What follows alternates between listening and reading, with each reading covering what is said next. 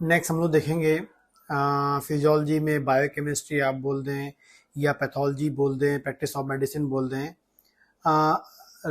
Renal rickets, short notes में कई बार question आता है। रीनल रिकेट्स, रीनल रिकेट्स क्या होता है या इसका एक और नाम होता है रीनल ऑस्टियोडिस्ट्रॉफी। रीनल ऑस्टियोडिस्ट्रॉफी, ठीक है। तो रीनल रिकेट्स या रीनल ऑस्टियोडिस्ट्रॉफी क्या होता है, दोनों एग्जाम में आए तो क्वेश्चन का आंसर यही होगा। आपको बता दें, जब कभी भी क्रोनिक रीनल फेल्योर, जब भी रिकेट्स की अपन ने बात की, रिकेट्स का एग्जैक्टली मतलब क्या होता है, prolong deficiency of vitamin D. जब बॉडी के अंदर prolong deficiency of vitamin D होता है तब आपको रिकेट्स जैसी कंडीशन मिलती है। खासकर हमने बच्चों में बात की थी, लेकिन यहाँ पर एक अलग कंडीशन है कि रीनल रिकेट्स हम एग्जैक्टली इसको बोल रहे हैं कि जब किसी की किडनी लंबे समय तक फेल होती है, रीनल डिसफंक्शन होता है, kidney failure, chronic renal failure जैसे हम बोलते हैं, क्रोनिक रीनल फेल्योर होता है। जब क्रोनिक रीनल फेल्योर होता है, ये आपकी किडनी है, ठीक है, ये आपकी किडनी है, किडनी में आपका ये क्या है, नेफ्रॉन है, ये आपका नेफ्रॉन है, ठीक है।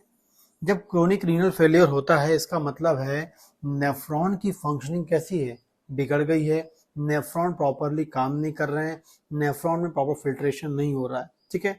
तो जिस कारण से क्या होगा, तो नेफ्रॉन जब क्रोनिक रीनल फेलियर होगा तो आपकी जो नेफ्रॉन की जो प्रॉक्सिमल कॉन्वोल्यूट ट्यूब्यूल होगा, जो पीसीटी होगा, वो भी क्या है, प्रॉपरली काम नहीं करेगा। जब पीसीटी भी प्रॉपर काम नहीं करेगा तो यहाँ पर 1 अल्फा जो हाइड्रोक्सीलेज नाम का एंजाइम है, 1 अल्फा हाइड्रोक्सीलेज नाम का जो एंजाइम है वो भी अपना काम नहीं करेगा।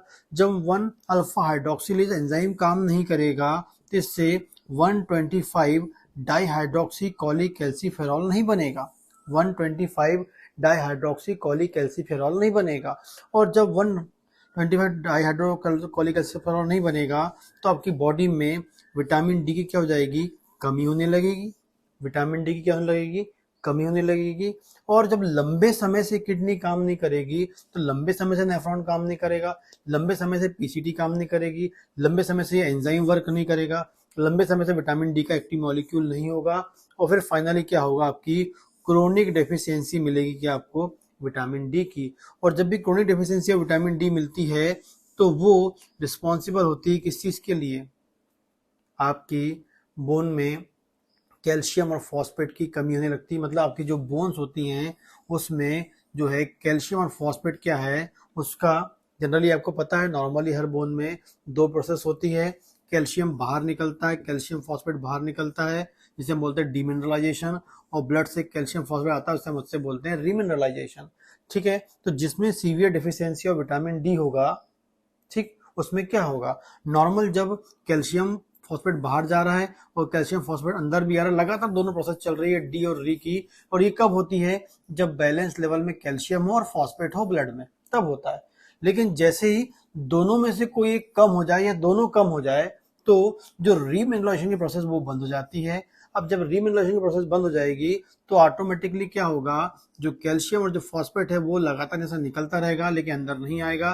तो निकलता रहेगा तो आपकी बोन कैसी हो जाएगी, वीक हो जाएगी, ठीक है। जो प्रेशर के कारण टूट भी सकती है, उसमें आपको ऑस्टियोपोरोसिस भी मिल सकता है, ऑस्टियोपोरोसिस भी मिल सकता है और बोन वीक भी हो सकती है।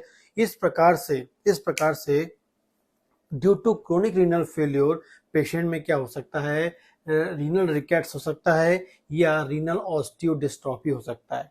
रीनल रिकेट्स हो सकता है या रीनल ऑस्टियोडिस्ट्रॉफी इसमें मिल सकता है, ठीक। तो एक छोटा सा कॉन्सेप्ट है, जो भी पेशेंट आपके पास आता है क्लिनिकल प्रैक्टिस में जो क्रोनिक रीनल फेल्योर से सफर कर रहा है, ये बताने का यही कारण है कि यदि आपके पास क्रोनिक रीनल फेलियर का पेशेंट आ रहा है इसका मतलब उसकी बॉडी में विटामिन डी की डेफिशिएंसी होगी। इस फॉर्म में आपको उसको विटामिन डी बाहर से एब्सेंटेटिक फॉर्म में उसको देना पड़ेगा, सप्लीमेंट फॉर्म में देना पड़ेगा, क्योंकि उसकी बॉडी में तो विटामिन डी बन नहीं रहा है। तो कोई भी रीनल फेलियर का पेशेंट यदि आपके पास आता है, क्रोनिक रीनल फेलियर का पेशेंट आता है तो उसकी बॉडी में विटामिन डी की डेफिशिएंसी तो होना ही है, क्योंकि नेफ्रॉन काम नहीं कर रहा है। तो ऐसी कंडीशन में इसको क्लिनिकली आपको पेशेंट को प्रोवाइड करवाना पड़ेगा विटामिन डी सप्लीमेंट के फॉर्म में, कैल्शियम सप्लीमेंट के फॉर्म में प्रोवाइड कराना पड़ेगा। तो ये क्लिनिकली आपको पता होना चाहिए कि आपका रीनल फेलियर का पेशेंट है तो विटामिन डी की डेफिशिएंसी होगी। कई बार स्टूडेंट्स को पता नहीं होता है कि रीनल फेलियर और विटामिन डी की डेफिशिएंसी क्यों हो रही है, क्योंकि उनको यही नहीं पता होता है कि विटामिन डी का एक्टिव मॉलिक्यूल बनता कहाँ से है। तो इस प्रकार से छोटा सा कॉन्सेप्ट है जो आपकी क्लिनिकल प्रैक्टिस में आपको बहुत ही अधिक फायदेमंद होगा और अपने पेशेंट को ट्रीट करने में हेल्प करेगा। इसके अलावा और क्लिनिकल कॉन्सेप्ट्स को अपना आप कॉन्सेप्ट को बढ़ाना चाहते हैं तो आपको मेरे ऐप में जाना पड़ेगा, जहाँ पर आप गायनेकोलॉजी का कोर्स ज्वाइन कर सकते हैं विद क्लिनिकल कॉन्सेप्ट, फिर आप जनरल पैथोलॉजी ज्वाइन कर सकते हैं। इसके अलावा बात करते हैं अपन तो उसमें ऑर्गेनॉन ऑफ मेडिसिन है, आपका मटेरिया मेडिका है, और क्लिनिकली कॉन्सेप्ट के साथ है 12 टिश्यू रेमेडीज, जो आप वहाँ पर ज्वाइन कर सकते हैं कोर्स को और अपने नॉलेज को अपडेट कर सकते हैं।